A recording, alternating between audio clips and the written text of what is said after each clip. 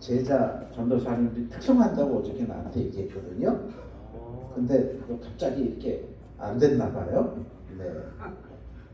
다음번 모임에는 준비해서 은혜로 찬양 들려주시기를 바랍니다. 제가 지금 좀 당황스러운데요. 왜 그러냐면은 오늘 저하고 같이 제 앞에 상에서 식사했던 지금 들어오시네요. 저분들이 좀 들어오시기를 기대하고 있었거든요. 들어오셨습니다. 저 세 분들은 선교사이시고 또 신대원 졸업하고 이제 해외로 선교 나가실 분들이세요. 아주 귀한 분들이 이번에 오셔서 얼마나 감사한지 모르겠는데 같이 우리 집회에 참여하고 은혜 나누게 돼서 너무 좋습니다. 감사합니다. 먼저 2025년도 이번 여름 성회에 은혜 중에 개최되고 지금까지 오게 되고 이제 마무리하는 시간 갖게 돼서 하나님께 감사드립니다. 또 참여해 주신 여러분들 한 분 한 분께 감사도 드립니다. 이 시간에는요 그 폐회 예배라면서 짧게 안 하겠습니다. 어떤 분이 폐회 한번 빨리 끝나고 집에 갈 생각하시는 그렇진 않습니다. 저는 아주 중요한 시간이라고 봐서 우리가 은혜 충전해서 이제 세상으로 나가야 되잖아요. 우리 기독교 실천연구소에 우리 이사 내지는 회원되는 분들은 영적 충만해서 이제 또 우리들이 세상으로 나가야 되니까 우리의 모습을 다시 한번 돌아보고 다지는 점검하는 시간이 됐으면 좋겠습니다. 이 시간에는 우리 기독교 실천영성연구소의 정체성을 다시 한번 점검했으면 좋겠어요. 처음에 우리들이 발기인들이 모여서 우리 비전 선언도 하고 어떻게 우리 나가야 될지 방향도 정했거든요. 이 제일 뒷페이지에 그것도 있습니다. 여러분들이 한번 다시 한번 보시면 좋겠고 우리들이 어떤 일을 하고 앞으로 어떻게 나가야 될지 한번 점검하는 시간이 됐으면 좋겠습니다. 그 얘기는 다시 말하면 우리들이 어떻게 예수 잘 믿고 앞으로 또 어떻게 복음의 증인으로서 살아가야 될지를 한번 생각해보는 시간이 되기를 바란다고 하는 겁니다. 저는 그 답을 뭐 엄청나게 크게 잡지 않고 간단히 정리했어요. 복음, 즉 하나님의 말씀을 잘 믿고 그 뜻을 실천하고 살아가는 거라는 거예요. 그러니까 우리가 그렇기 때문에 이 모임을 갖고 은혜도 받기를 원하고 성령 충만하기를 원하고 또 준비하는 겁니다. 은혜 받은 성도들은 결국 하나님의 말씀대로 살고 뿐만 아니라 은혜 받는 대로 행하고 삶으로 주님을 증거해야 된다는 거예요. 이게 우리들의 정체성이에요. 그리고 우리들의 신앙의 목표고 하나님께서 우리를 부르시는 그날까지 달려가야 될 그 길입니다. 그러면 우리 한국교회가 우리들의 신앙의 선조들이 복음을 받아들이고 어떤 길을 갔는지를 좀 봤으면 좋겠어요. 물론 전부 다는 못 보겠지만 우리들의 신앙의 선배들이 어떻게 그 길을 갔는지 또 복음을 받은 우리들의 원래의 모습이 무엇이었는지를 살펴보고 오늘 하나님께서 우리에게 주시는 말씀 기울였으면 좋겠습니다. 제가요 올해 좀 많은 일이 있었습니다. 올해 학교 일로 모집도 막 학교 일로도 상당히 바빴고요. 신대원 일 아닌 다른 일로도 많이 바빴고 또 분주했는데요. 그거 말고도 우리 한국교회와 또 제가 속해 있는 감리교단의 활동으로도 꽤 분주한 지금 한 해였습니다. 그게 뭐냐면 이따가도 좀 계속 말씀드릴 텐데 140여 년 전에 아펜셀러 언더우드뿐만 아니라 스클랜턴 선교사라고 하는 분이 최초로 우리나라에 오셔서 복음을 증거하시고 그리스도의 사랑을 펼쳐내셨거든요. 그래서 140주년을 기념하는 행사가 감리교 본부에서 계속 연초부터 있었고 지금까지 계속 진행돼 오고 있어요. 선교부 총무님 말씀 들어보니까 16가지 행사가 있다고 합니다. 지금 몇 가지 했는지는 모르지만 계속 이어집니다. 그리고 제가 속해 있는 서울연회의 연회 감독님과 연회에서는 140주년을 기념을 해서 초기 선교사 스크랜튼 선교사를 기념하고 기리는 행사를 하고 있어서 4월달의 행사는 그 미국 오하이오 연회의 감독님과 일행이 우리 연회로 왔었고요. 6월달에는 반대로 서울연회 감독님과 관계하시는 목사님들이 그 연회에 참여했고, 저는 지난 8월에, 그러니까 지금 아직 제가 시차 못 극복했거든요. 지난 주말에 제가 귀국했어요.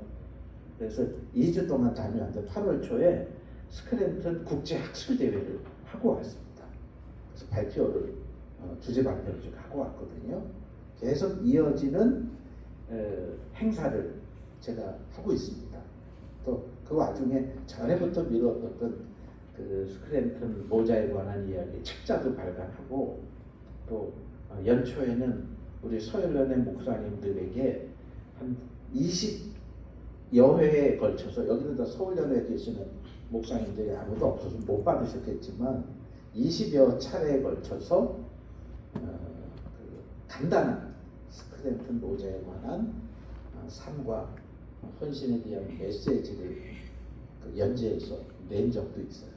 그래서 꽤 바빴습니다. 근데 아주 의미 있는 일, 또 한국교회사를 전광하고 연구하는 제게 있어서는 마땅히 감당해야 될 소임이라고 생각이 됐습니다.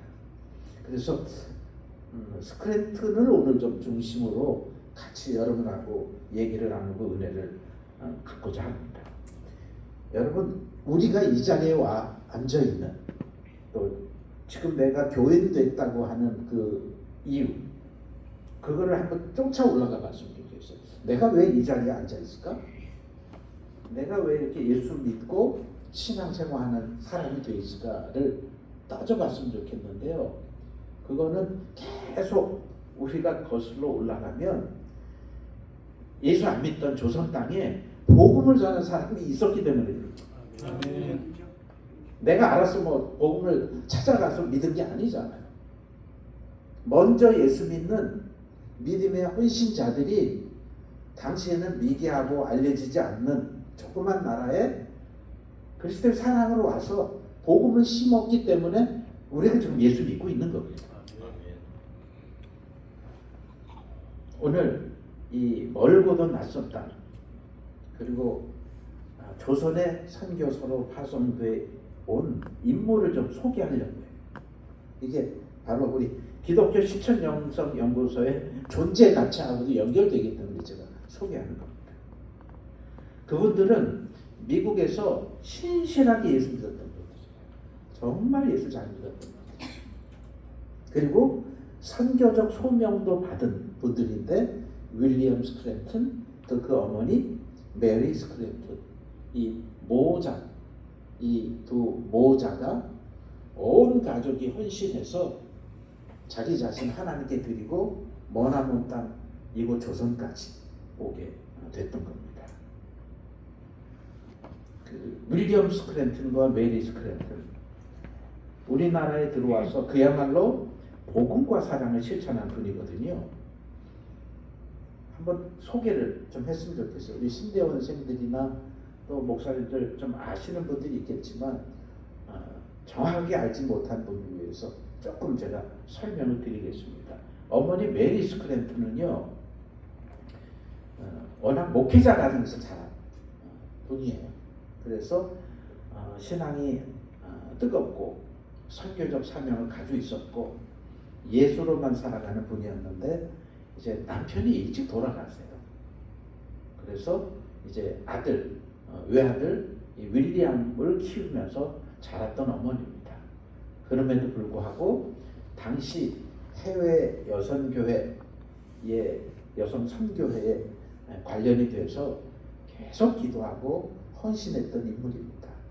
당시 19세기 말에는요, 그 특별히 미국을 중심으로, 호주나 뭐 영국도 마찬가지겠지만 미국을 중심으로 해서 대각성 운동, 복음 운동이 일어나서 가장 강력하게 전 세계로 선교사를 파송하고 복음을 전했던 시기입니다.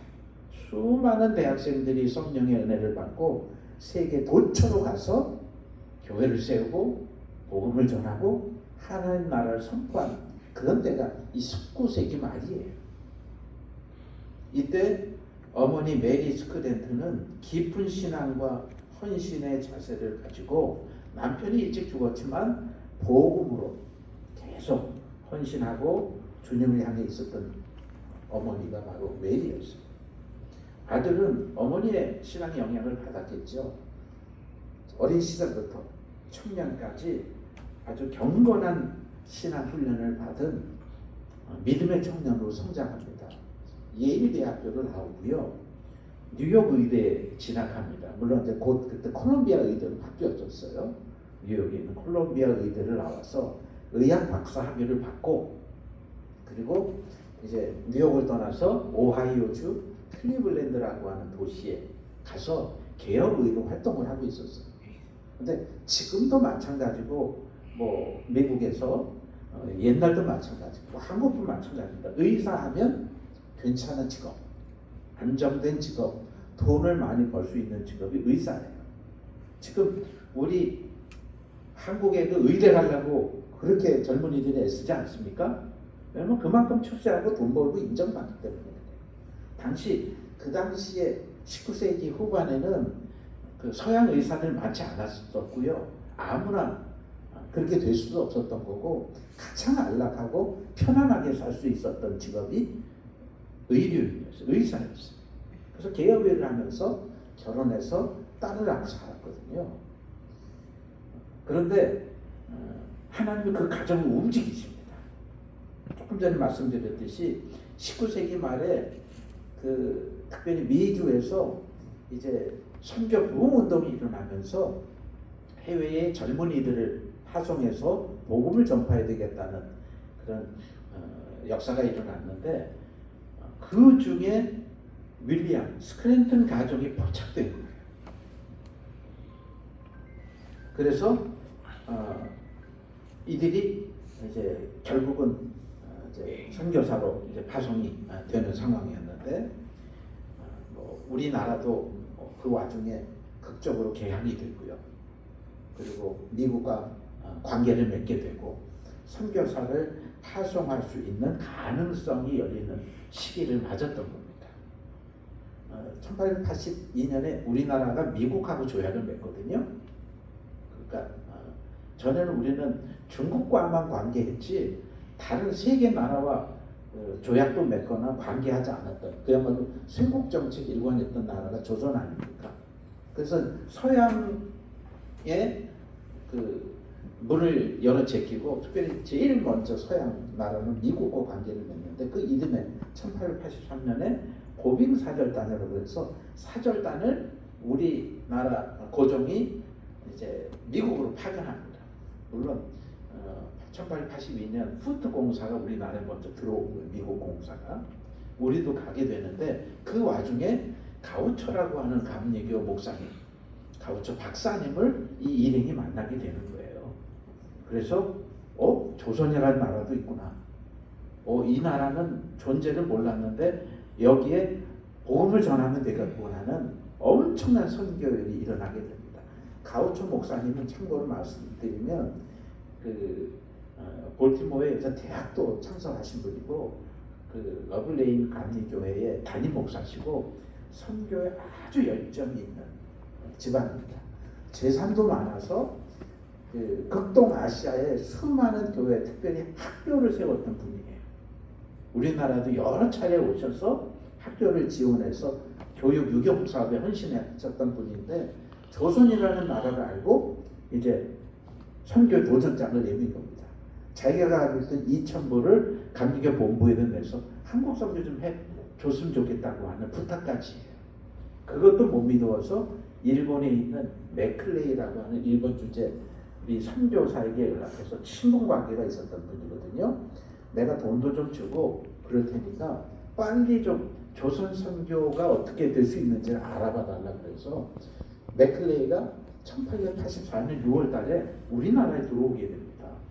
수트공사나 뭐 김옥균이나 당시 한국의 고위 관리 도움을 얻어서 결국 고종 황제의 윤허를 받게 돼요.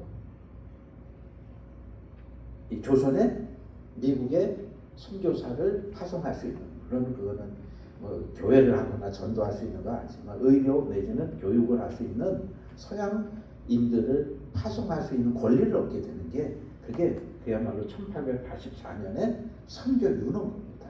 그리고 그 이듬해 우리나라의 선교사가 공식 파송되는 그 전반적인 상황을 알려드렸는데, 그러니까 미 선교부, 감리교 선교부에서는 이래서 한국 선교를 결정했고, 그리고 이때 가장 똑똑하고 유능한 일꾼을 선교사로 파송하기로 합니다. 아까도 말씀드렸듯이 우리나라는 이 선교하려고 하는 나라 명단이 없었거든요. 존재가 없었기 때문에. 근데 이제 조선이라는 나라 얘기를 듣고 조선 선교사를 찾고 있었던 거예요. 왜 똑똑하고 유능한 그런 젊은이를 찾았을까요? 정말 불모지였던 나라이기 때문에, 지금 우리말로 말하면 에이스 선교사가 들어와야만 조선 선교가 될 거라고 생각한 거예요. 아무나 안 뽑은 거예요. 고르고 골랐던 겁니다. 이때 포착된 인물이 좀 전에 말씀드렸던 의사 윌리엄 스크랩, 개혁의를 하고 있는 당시 29살 난 개혁의사 윌리엄이었어요. 그러니까 감리교 선교부에서 볼 때는 믿음도 있고 또 의사였기 때문에 조선 선교사로 적합했던 인물이라고 판단했을 겁니다. 공부도 많이 하고 또 능력도 있는 사람이었기 때문에 처음에는 선교사 제의 거절합니다. 거기를 갈 이유가 있을까 생각 안 했던 거예요. 그러나 중병을 앓은 다음에는 이제 스크랜튼 안에 다 결심합니다. 내가 조선 땅에 들어가서 복음을 전하리라. 내 나머지 모든 생을 주님을 위해서 헌신하겠다고 하는 순종을 하게 됩니다. 이게 조선 선교사로서의 결단이에요. 근데 아까 어머니 얘기했잖아요. 왜 어머니는 믿음이 더 좋은 어머니였거든요. 어머니 아들 내외가 간답니다. 자기도 가겠다고. 그렇게 감리교 해외 여성 선교회에 그렇게 알린 겁니다. 근데 감리교 해외 여성 선교회에서 나이 많은 분을 원치 않았을 겁니다. 메리 스크랜턴이 그 1884년 말에 나이가 52세거든요. 근데 지금 보면은 괜찮은 나이잖아요. 근데 그때 당시에는 엄청나게 늙은 나이입니다. 제가 조사해 봤거든요. 1884년에 미국 여성의 평균 수명이 몇 살이냐? 43세예요. 그때 의료가 그렇게 좋지 않았거든요. 환경이. 평균 43세면 돌아가시는데 또 52세니까 9살 더 사셨잖아요. 그런 사람을 왜 파송합니까? 어떻게 될지 모릅니다. 근데 이분의 신앙, 열정, 이거에 감동이 돼서 나이가 많지만 아들과 함께 여성 선교사로 파송을 하는 거예요. 아들은 의료 선교사로, 어머니는 여성 선교사로, 교육 선교사로 파송이 되는 겁니다. 정말 놀랍죠. 그래서 초대 한국 선교사로 아펜셀라 목사와 함께, 아펜셀라는 그때 막 신혼부부였거든요. 아펜셀라와 함께 이제 한국으로 향합니다. 물론 그때 같은 배에 샌프란시스코 떠날 때 여러분 아시듯이 언더우드 목사, 총각이었던 언더우드 목사도 동행합니다. 근데 여기서 이런 질문을 하나 던질 수 있을 것 같아요.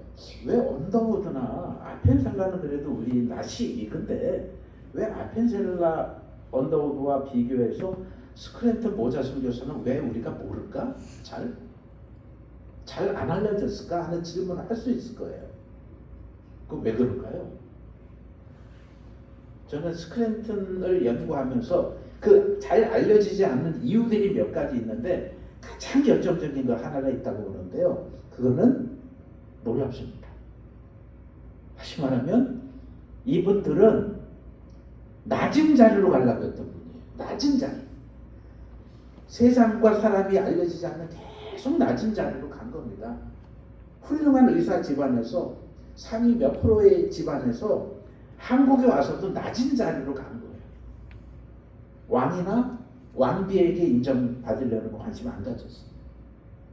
다른 선교사로부터 인기를 얻으려는 생각도 안 했습니다. 그냥 낮은 자세로 낮은 곳으로 내려갔던 선교사이기 때문에 그런 겁니다. 여러분, 스크랜턴 모자가 한국 땅에 와서 한 일이 무엇이냐? 제가 설명드릴 텐데 그냥 한마디로 딱 말씀드리면 이분들은 한국 땅에 와서 한 일, 진정한 사랑을 한국인에게 전해준 거예요. 진정한 예수의 사랑을 전했다. 이분들이 한 일이에요. 하나님 앞에 결심하고 순종하고 헌신했거든요. 근데 순종과 헌신의 결과는 한국인들을 사랑하는 거예요. 정말로 사랑하는 거예요. 조금 전에 말씀드린 것처럼 낮은 자의 자세로 사랑하는 거예요. 1885년 5월에 스크랜턴이 한국 땅에 도착했어요. 딱 보니까 이 조선 사회가 말도 아니에요. 특별히 그 질병이 만연했는데 감당하지 못하는 사회였던 겁니다. 질병으로 인해서. 의료 체계 하나도 없었던 거예요. 그러니까 예를 들어서 전염병이나 큰 병이 돌게 되면 감당하지 못해요. 그래서 무당 불러서 굿하는 겁니다. 미신 행위를 할 수밖에 없었던 거고, 한국의 그 한방 의료는 한계가 있을 수밖에 없었던 거예요. 그래서 많은 조선 사람들이 병을 치료받지 못하고 죽어가거든요. 그래서 의사였던 스크랜턴이 조선 우리나라에 와서 할 수 있었던 가장 처음 일, 가장 중요한 일이 병 고치는 일이에요. 버려진 사람한테 다가갑니다. 처음으로 민간인 서양식 병원을 세웁니다. 어려운 사람, 민중들을 치료합니다.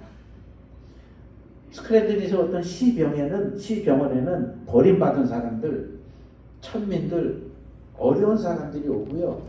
일할 수 없는 사람들에게는 약값도 받지 않고 심지어 생활비까지 대주기 시작합니다. 그냥 한국인들을 사랑하는 거예요. 윌리엄이 가졌던 분명한 믿음이 있었는데 이거예요. 누구나 다 하나님의 형상대로 지음받은 존재는 존귀한 존재고, 그렇기 때문에 누구든 공평하게 치료를 받아야 된다는 거예요. 이 조선 사회의 기본 통념과 완전히 반대인 거예요. 하나님은 모든 사람을 사랑하시기 때문에 조선에 있는 백성 모두 다를 공평하게 잘 치료해야 된다는 게 스크랜턴 박사의 믿음이에요. 신념인 거예요. 진료할 때 그 믿음이 그냥 드러나는 겁니다. 예를 들었다면 병든 사람, 병자 한 사람을 절대로 함부로 대하지 않았어요. 가난하다고 신분이 낮다고 해서 차별하지 않았어요. 오히려 그들을 소중하게 여깁니다. 조선 사람들이 그걸 보고 감동받은 거예요. 우리나라 사람들이 그걸 보고 감동을 받은 거예요. 스크랜턴이 예수 믿어라, 뭐 성경 전해서 감동받은 게 아니라 누구든 자기들이 상상하지 못하는 사랑과 은혜를 받아서 감동을 받는 겁니다. 여러분, 서양 사람이라면 1880년대 후반에는요, 그 서양인 몰아내기 운동이 일어나서 그걸 베이비 라이엇이라고 하거든요. 영아 소동이라고.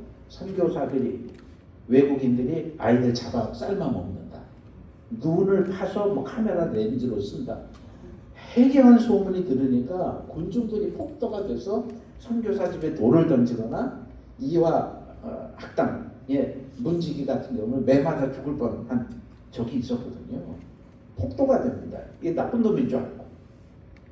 근데 스크랜턴의 헌신, 환자들, 병약자들의 치료를 보면서 그 벽이 허물어지기 시작합니다. 그러니까 스크랜턴 일가의 복음, 이건 설교가 아니었던 거예요. 첫 복음 선포는 설교가 아니라 그냥 복음의 실천적 행위인 거예요. 복음의 내용을 그냥 삶으로 구현했기 때문에 그게 설교가 된 거죠. 이거는 단순한 의료 행위가 아닌 거고요. 조선의 모습으로 보면 아주 혁명적인 의료 행위인 거예요. 이 자체. 그래서 윌리엄은 계속 어려운 사람들 향해서 찾아갑니다. 가장 낮은 자리에 있는 사람들, 치료받지 못하고 죽어가는 사람들, 조선 사회에서 인정받지 못하는 사람들에게 계속 찾아갑니다. 그게 이 애옥의 전염병 환자들, 애들 죽으면 버리는 이 아현동, 애옥의 언동, 제일 어려운 곳에 찾아가서 시약소 만듭니다. 동대문 가파치 제일 못 사는 사람들이 모여있는 동대문, 지금은 시내가 됐지만 동대문에 동대문 시약소를 만들어요. 그리고 민중들, 사람들이 제일 많이 우글우글거리는 남대문 시장통에 남대문 시약소를 만드는 거예요. 사람도 많지만 제일 버림받은 사람들이 많은 기생, 과부, 어린이, 고아, 노인들이 있는 이곳에 찾아 들어가는 겁니다.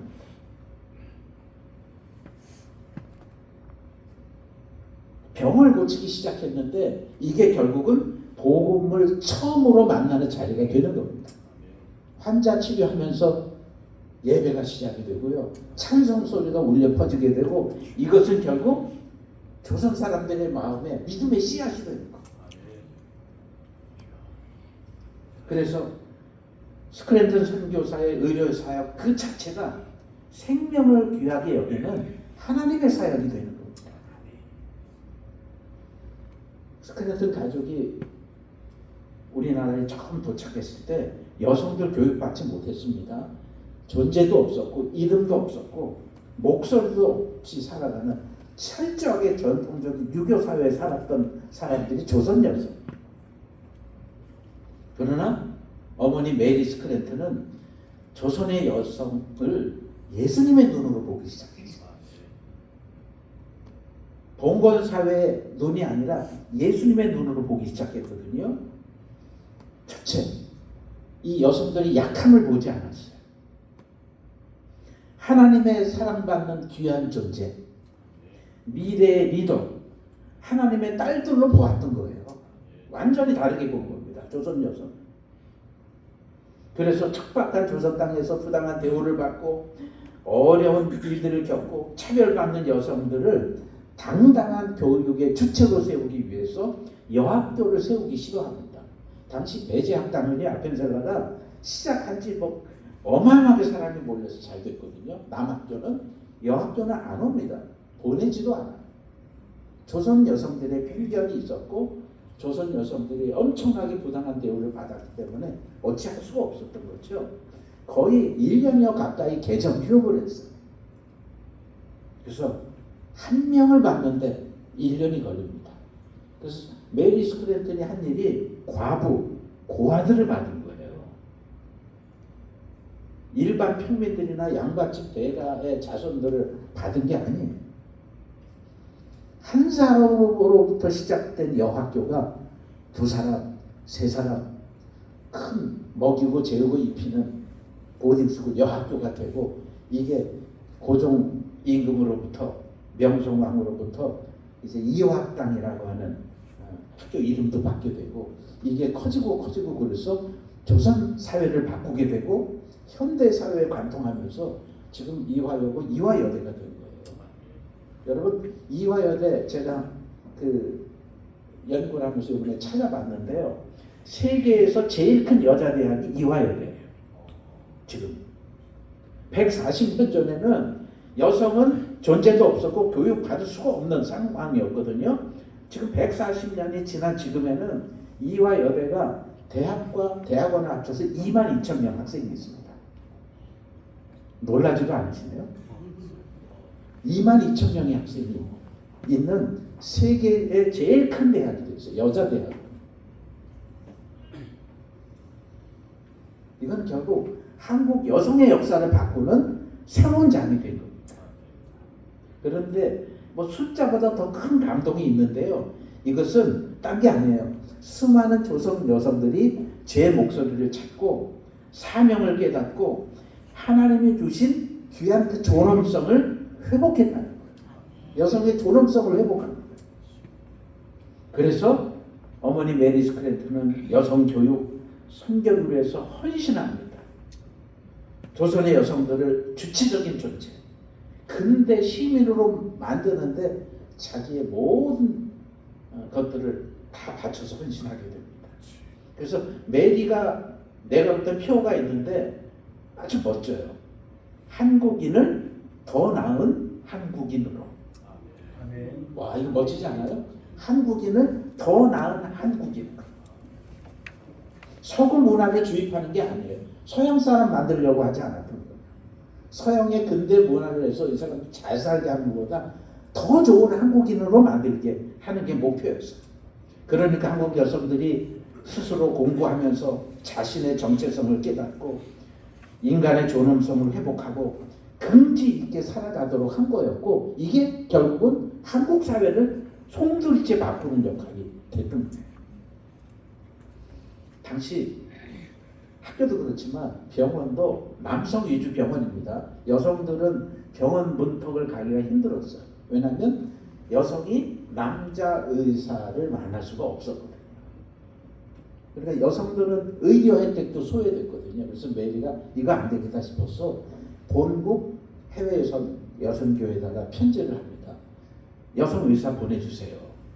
그리고 여성 전용 병원을 만들어주세요.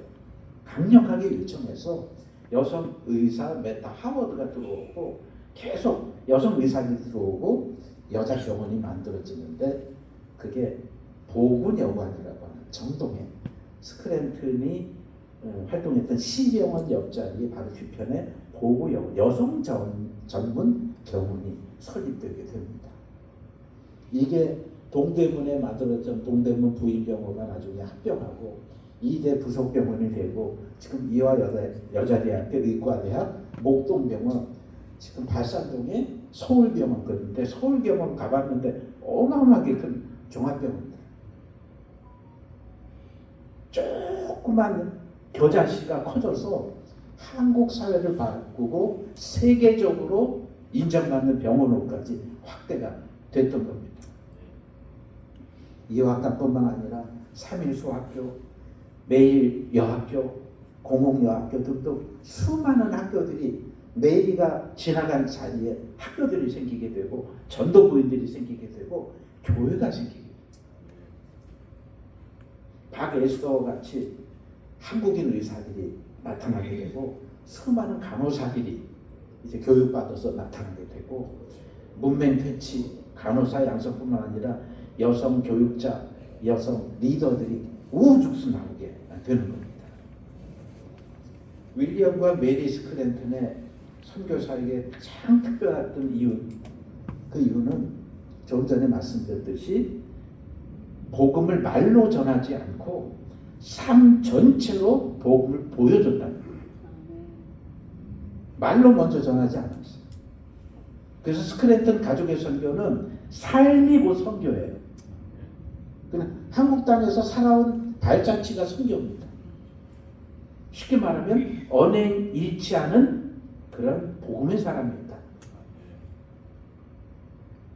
바로 이게 우리 기독교 실천연구소가 추구하는 거 아닙니까? 스크랜턴 모자의 후예가 되려는 게 지금 우리들의 정신이에요. 그 삶으로 예수 전하는 거예요. 그래서 윌리엄은 단순히 병 고치는 의사가 아니었던 겁니다.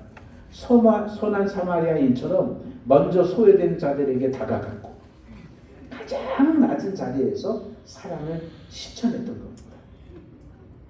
정동에다가 자기 터를 삼고 그리고 병원도 시작했는데, 그 뒤가 바로 서대문 성벽이거든요.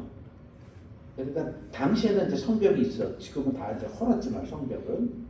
근데 밥 먹고 어머니와 함께 성벽을 이렇게 거닐고 있었는데 다 쓰러져 가고 구걸하는, 그냥 매트에서 다 쓰러져서 구걸하는 한 여인을 발견해요. 근데 옆에 딸이 하나 있어요. 그거를 보고 온 거예요. 그날 밤 날이 어둑해지고 이제 찬바람이 불기 시작하는데 그 죽어가는 어머니와 딸을 생각이 나는 거예요. 그래서 스크랜턴이 그 사람을 불러가지고요, 진군을 불러가지고 보호해줄 테니까 저 엄마와 애를 데리고 와라. 그런 거예요. 갑자기 서양 선교사가 왜 애와 엄마를 데리고 오냐 의아했는데 치료해 주기를 살리기를 원한다는 얘기를 듣고 그냥 냉큼 달려가서 어머니와 아이를 데리고 옵니다. 그리고 스크래튼의 기록을 보면 뭐라고 써있냐면 그 진군들은 스크래튼의 행위가 너무 감사하고 너무 놀라워서 짐싹을 받지 않았다는 거예요. 데려오는 비용을 안 받았다는 거예요. 너무 고마워서. 조선인이 서양 사람들이 저렇게 귀한 일을 합니다. 3개월 동안 헌신적으로 치료합니다. 그래서 엄마가 다 나아요. 딸이 옆에 있잖아. 그래서 어머니 메리스가 딸을 좀 줘. 우리한테 줘.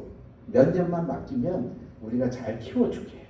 꺼려했지만 결국 설득해서 딸이 그 이화학당에 다니게 되고 먹고 자고 공부를 해서 이제 간호사가 돼서 훌륭한 조선의 리더가 되는 겁니다. 별단이라고 하는 아이도 있었는데 이제 이화학당에서 공부하고 이 친구도 간호사가 돼요. 누군가의 생명을 돌보는 그런 지도자가 되는 겁니다. 여러분 이런 게 복음의 능력 아닙니까? 이런 게 복음의 능력. 명분가 출신의 윌리엄 스크래튼 충분히 안락하게 살 수 있었던 사람이었지만 기득권 자신의 명예 다 내려놓고 낯선 땅 험지에 가서 자기를 낮춰서 살기로 작정한 사람들입니다. 그 자체의 삶이 바로 그리스도의 사랑 자체였다는 거예요. 윌리엄 스크래튼이 늘 했던 말이 있어요. 오늘 성경 본문의 말씀입니다. 누가복음 4장에 있는 말씀. 하나님의 나라가 임한다는 것은 다른 게 아니라 병든 자가 고침받고 억눌린 자가 자유를 얻을 때 이루어지는 거다. 조선의 백성들, 어린아이들, 가난한 아이들, 여성들 이런 사람들이 귀한 존재다. 이런 사람들이 먼저 찾아간 거예요. 이게 복음이라는 거예요. 이게. 스크래튼 선교사 가족이 세운 위대한 지도자가 하나 있는데 전덕기라는 인물이에요. 그 전덕기 목사 말고도 다른 많은 교육사부터 수많은 인재들을 배출했거든요. 여성이고 남성이고 시간이 없어 말씀 못했는데 전덕기는 제가 언급을 해야 될 것 같아요. 그래서 이 스크래튼 가족의 사역 속에서 빼놓을 수 없는 인물이 전덕기라고 하는 분인데 이분은 목회자가 됐고요. 나중에 한국교회와 민족운동의 거두가 됩니다.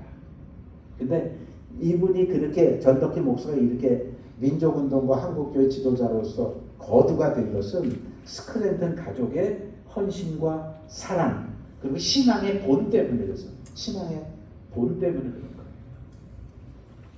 이 전덕기라는 청년이 스크래튼이 병원하고 활동할 때 청년으로서 선교사 내지는 기독교에 엄청나게 반감을 가진 사람이었어요.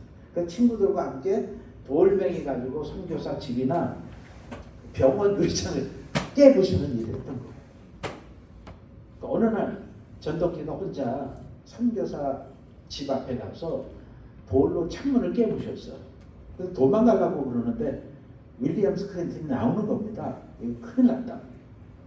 근데 잠깐만 있으라고 그리고 혼내지 않고 그러지 말라고 그렇게 얘기하면서 예수 믿으시오 하는 얘기를 했다.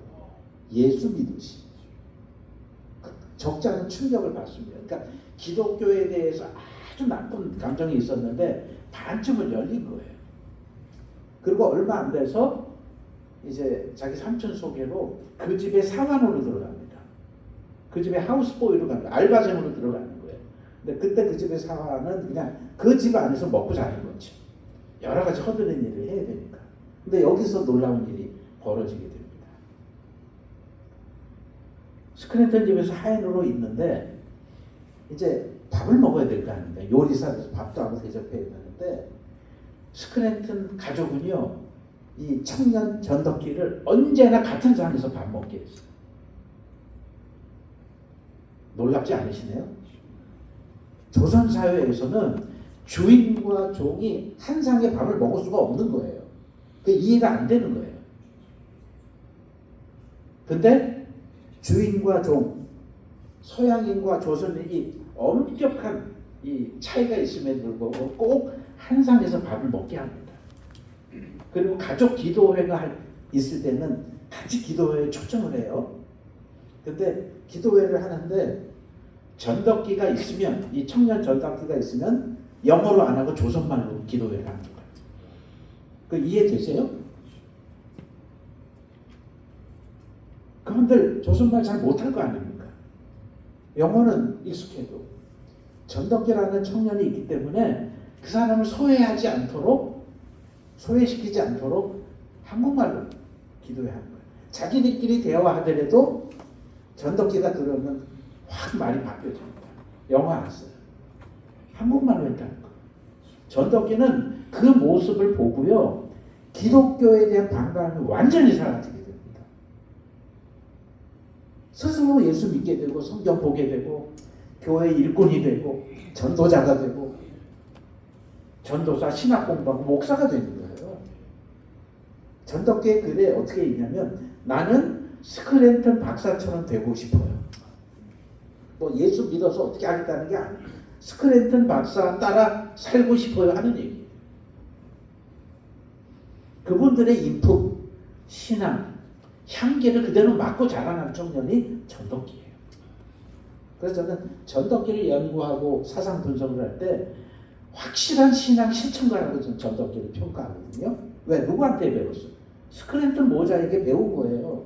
예수 믿는 거는 형이상학적으로 믿지 않고 그 배타적으로 그 현실 세계에서 꼭 적용할 수 있는 신앙의 삶이라고 그렇게 믿었던 겁니다. 나중에 청년회장이 되고 민족운동을 이끌고 신앙과 애국을 겸비한 청년이 되고 수많은 독립운동가들이 상동 청년회나 상동교회로 모이고 이들과 함께 연대해서 민족 독립운동과 일꾼들을 키우는 교육활동을 하게 된 거예요. 이게 오늘날 우리나라를 만드는 거예요. 이게 지금 대한민국을 만드는 원동력이 된 겁니다. 스크랜턴 가족의 헌신, 기독교의 사랑, 그리고 삶으로 녹여내는 것을 실제로 보여줬기 때문에 전덕기라고 하는 위대한 인물이 자라날 수 있었던 겁니다. 그래서 전덕기는 스크랜턴의 믿음의 아들이라는 별명이 붙여집니다. 그래서 이제 상동교회 담임자가 되고 윌리엄 스크랜턴의 후임으로 상동교회 담임자가 되고 강력한 애국 애족의 교회, 그리고 사회를 품고 민중을 지향하는 선교를 했던 인물이 바로 전덕기. 콜레라가 만연했을 때 윌리엄과 많은 선교사들 약값받지 않았어요. 위험을 무릅쓰고 거리 환자들을 치료합니다. 그래서 윌리엄과 메리는 가난한 사람들, 과부, 어린이, 고아, 장애 여성들, 가장 힘든 사람들을 찾아가서 교육하고 복음을 전하고 새로운 소망을 던져준 겁니다. 물론 아들과 어머니는 구령운동에 불타서 전국 각지를 돌아다니면서 복음 전합니다. 그래서 아들과 어머니가 지나다닌 모든 곳에는 교회가 들어서게 되는 거예요. 놀라운 신앙의 변화가 있게 되는 겁니다. 그래서 이 메리 스크랜턴에 대한 우리 한국 교인들의 존경은 대단했어요. 1898년에 2차 안식년을 가셨거든요. 꼭 이분들은 안식년을 꼭 찾아서 안식년으로 본국으로 돌아가는데 2차 안식년 때 한국 교인들이 가만히 있질 않는 겁니다. 왜냐하면 나이가 너무 많이 드셔서 요번에 안식년으로 떠나시면 다음에 못 올 거라고 판단한 거예요. 그 대대적인 환송회를 만듭니다. 뭐 상동교회 교인들, 동대문교회 교인들, 지방에서 교인들이 막 올라오고 이화여고 학당장, 교장, 그리고 학생들이 와서 찬송도 부르고 송별 노래도 하고 그 송별 파티를 하는 겁니다. 이때 윌리엄과 메리가 엄청나게 감동을 받습니다. 그리고 떠나는 당일날 이제 남대문 상동교회에서 이제 미국을 가려면은 한강을 건너서 인천 쪽으로 이제 걸어가서 이제 인천 제물포에서 이제 배 타야 되는 거 아닙니까? 그 당시에는. 그런데 교인들이 그냥 보낼 수 없는 겁니다. 그래서 거의 4km, 10리 떨어진 남대문에서 한강 나루 있는 데까지 같이 스크랜턴 모자와 함께 교인들이 죄에 나와서 걸었어요. 죄에 나와서 걷습니다. 그리고 한강에서 나룻배를 타고 한강을 건널 때 끝까지 보이지 않을 때까지 환송하는 겁니다. 이게 꼭 여러분 사도행전을 볼 때 에베소 교회 장로들이 사도 바울을 환송할 때 그 장면인 거예요. 꼭 그 장면인 거예요.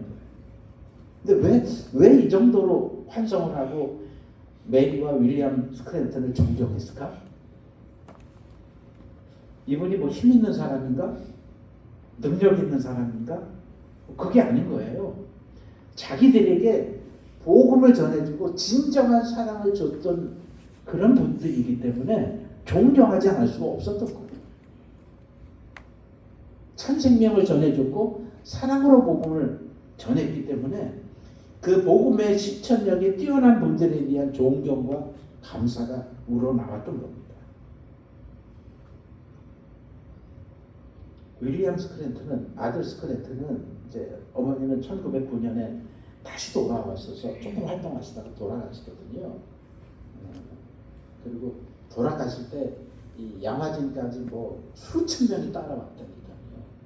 그리고 어떤 글에는 그렇게 나와 있습니다.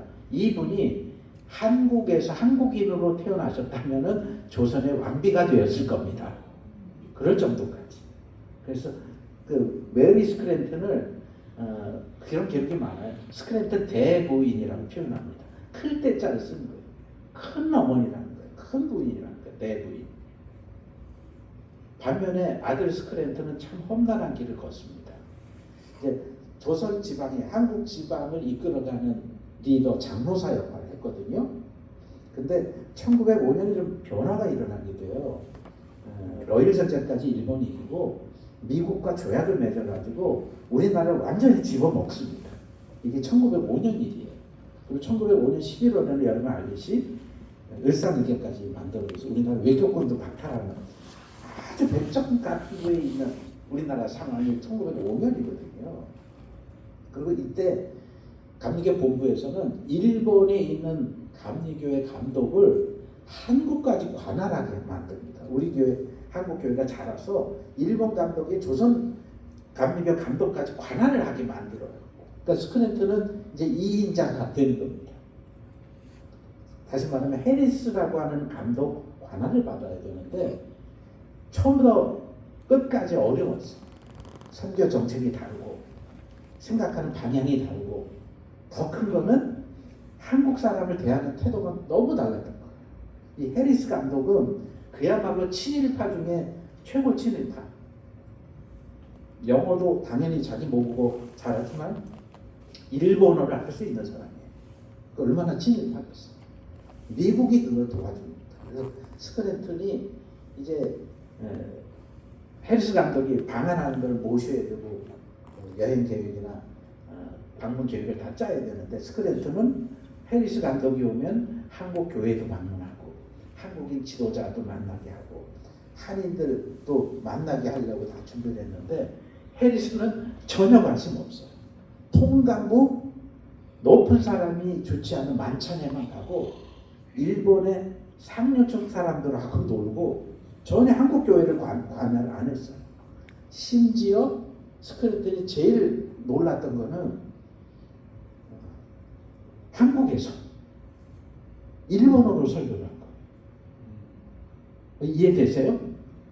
일본어로 설교를 하는 거예요. 일본어로. 이때 스크랜턴이 견디지 못한 겁니다.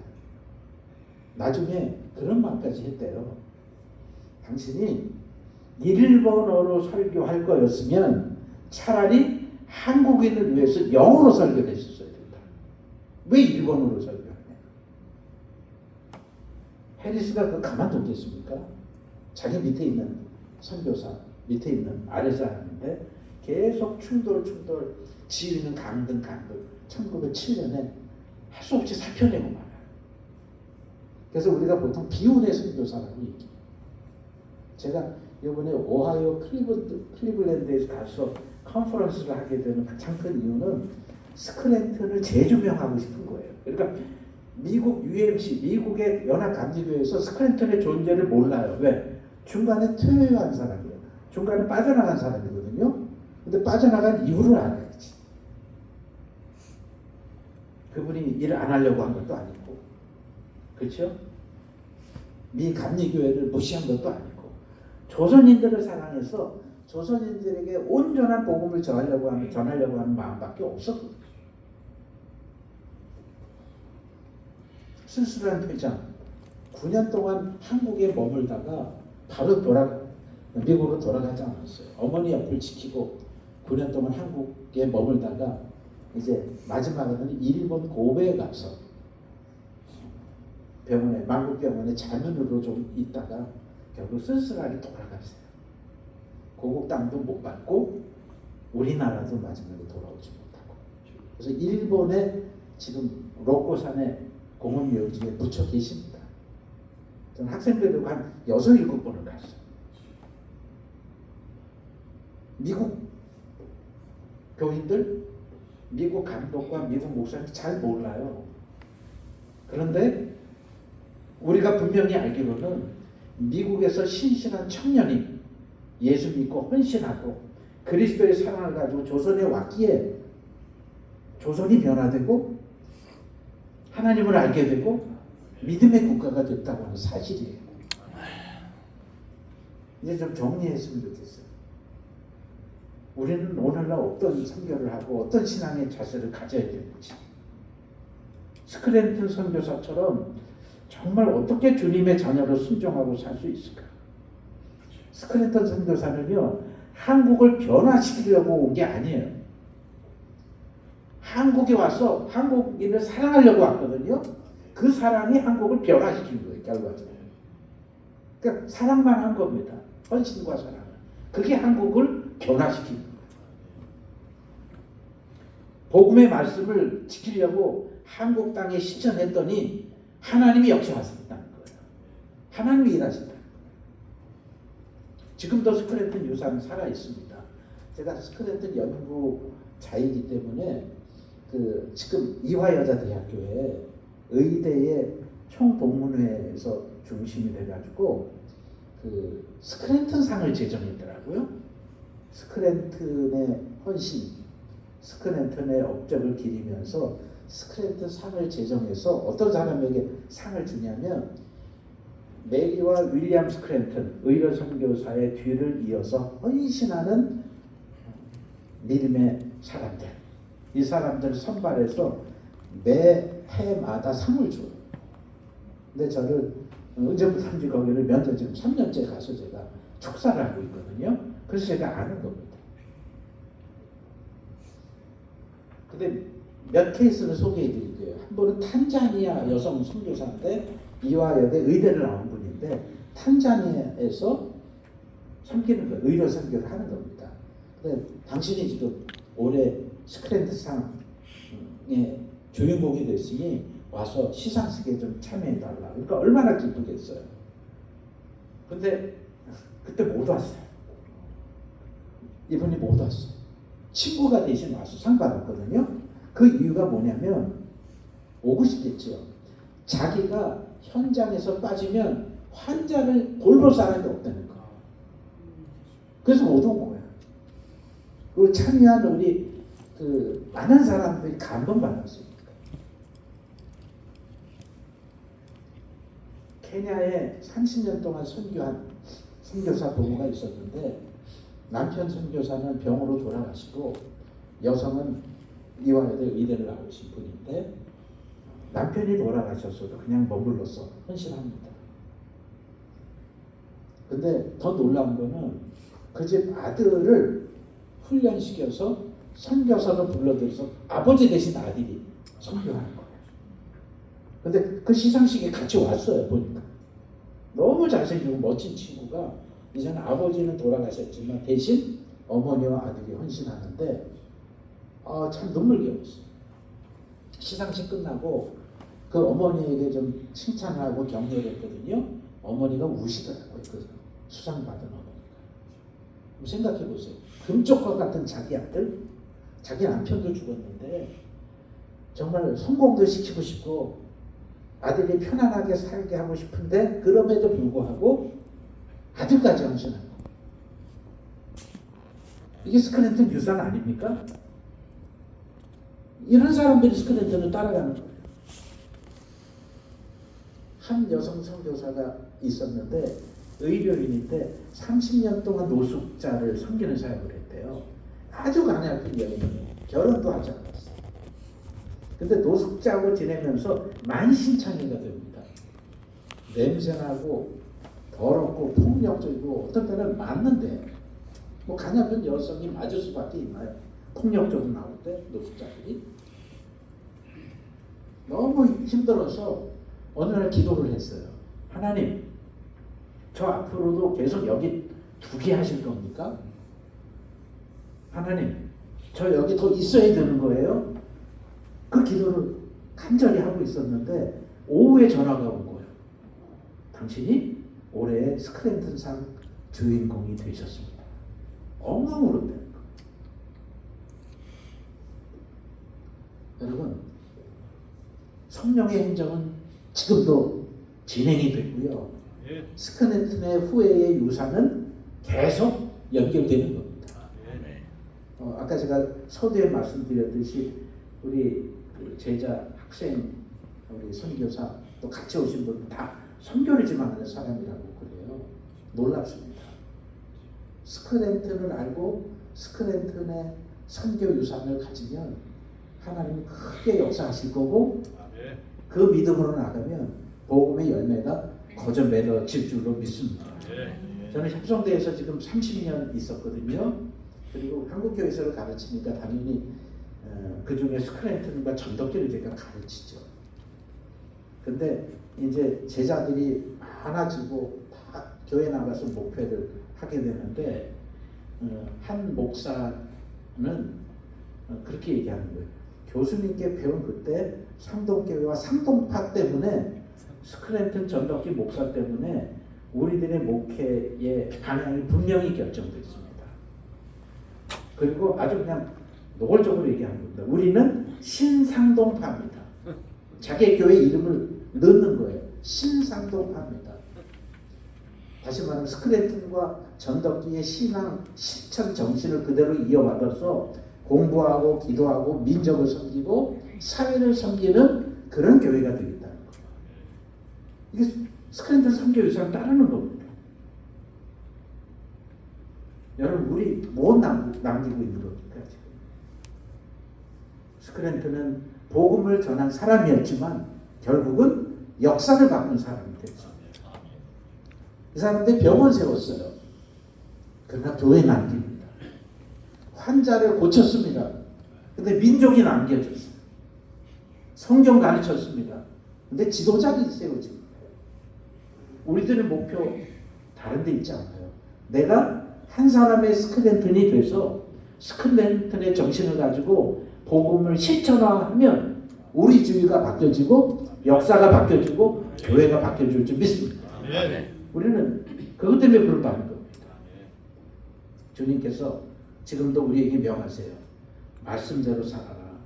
그리고 복음은 실천으로 연결되어야 된다. 그래서 우리가 은혜 받기를 원하는 거고 성령 충만하기를 원하는 겁니다. 오늘 우리들이 2박 3일의 집회를 마치면서 능력 있는 신앙이 되기를 기도하고 스크랜턴 모자와 같은 그런 복음의 실천력 있는 DNA를 우리가 가지고 있다고 믿고 그거 배우면서 스크랜턴의 후예로 나갈 수 있었으면 좋겠습니다. 지금도 명하십니다. 우리 실천 영성 연구소 모든 분들이 스크랜턴이 가졌던 사명을 가지고 실천 영성가가 되시기를 주님의 이름으로 축원합니다. 기도드리겠습니다.